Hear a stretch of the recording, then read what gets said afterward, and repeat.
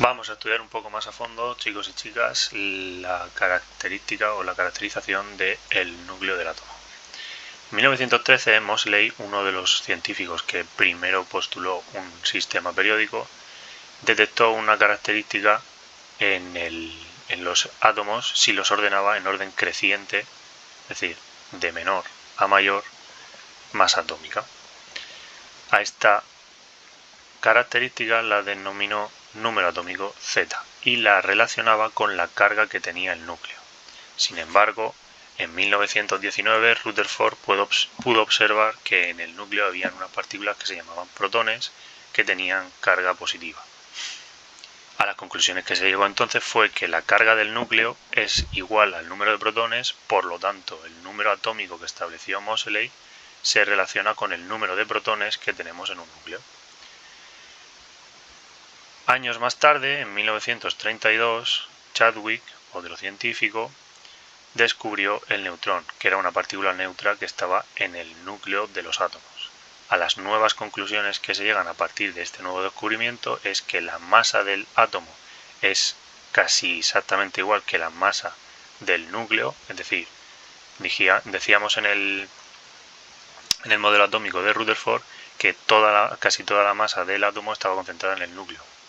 Aquí nos confirman de nuevo que casi toda la masa del átomo está concentrada o equivale a la masa del núcleo, y denominamos al número másico A a la suma de los números de protones, Z, que ya había visto Rutherford en 1919 que existían los protones, y a la suma de esos protones con los neutrones, que son las partículas que acababa de descubrir Chadwick en 1932.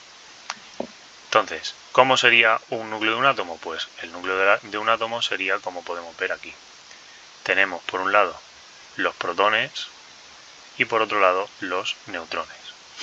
También establecemos para poder, como unidad de masa, para las masas tan pequeñas que manejamos, estamos hablando de partículas subatómicas, la unidad de masa atómica como el valor de 1,66 por 10 elevado a 27 menos 27 kilogramos, es decir, que una unidad de masa atómica corresponde con esos kilogramos.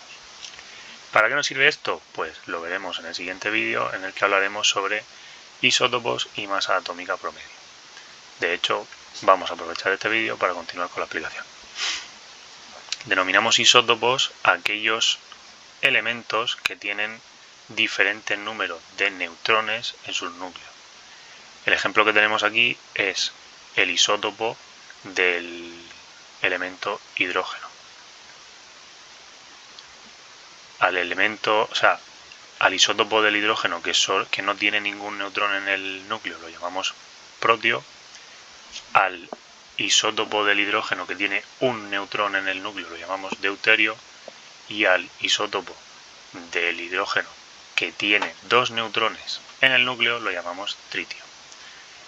Son partículas que están con carga neutra, tienen una carga positiva y una carga negativa, es decir, no poseen carga en conjunto, pero tienen diferente masa al contener en el núcleo diferente número de neutrones.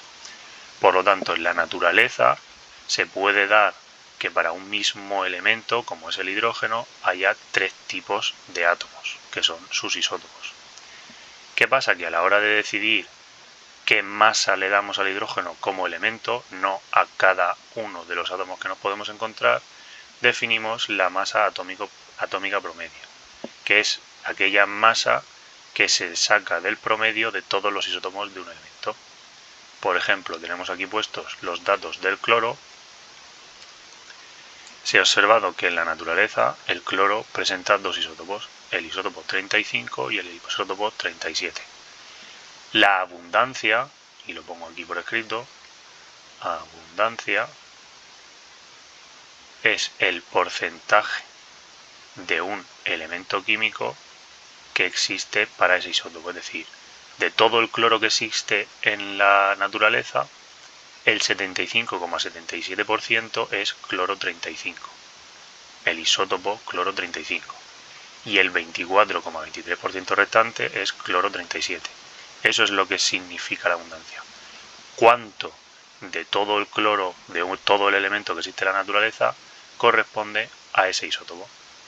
¿Cómo calcularíamos entonces la masa atómica promedio? Pues la masa atómica promedio, que vamos a poner como MAP, MAP abreviado, se calcula multiplicando la masa atómica del isótopo por su abundancia, sumada a la otra masa atómica de otro isótopo, es decir, aquí tendríamos la masa del isótopo 1 por la abundancia del isótopo 1, más la masa atómica del isótopo 2 por la abundancia del isótopo 2, y así tantas veces como isótopos tengamos. Como solo tenemos dos isótopos en el caso del cloro, pues aquí lo que tendríamos que hacer es que la masa atómica promedio del cloro es igual a 35, que es el número másico, es decir, la masa atómica de ese isótopo, por el porcentaje de la abundancia de ese isótopo, que es 75,77, que si recordamos o sabemos multiplicar por porcentajes, hay que hacerlo multiplicando y dividiendo entre 100. 37, aquí tenemos una suma, perdón, más 37, que es la masa atómica del isótopo 37 del cloro, por su abundancia, que es 24,23 entre 100.